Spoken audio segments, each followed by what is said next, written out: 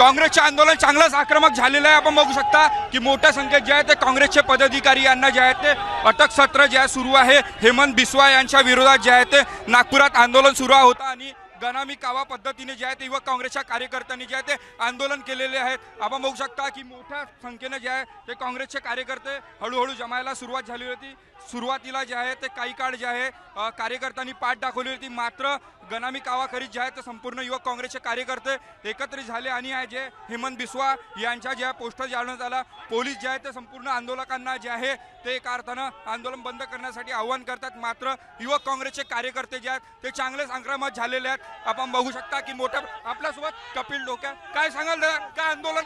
युवक काँग्रेसच्या वतीनं आम्ही हेमंत बिस्वा शर्मा यांचा या ठिकाणी तीव्र शब्दात निषेध करतो। देशाचे अध्यक्ष आदरणीय मल्लिकार्जुन खरगे साहेब यांच्या विरोधात जे वक्तव्य केलं त्याचा निषेध करतो। पवनखेडाजीच्या अटकेचा सुद्धा आम्ही निषेध करतो।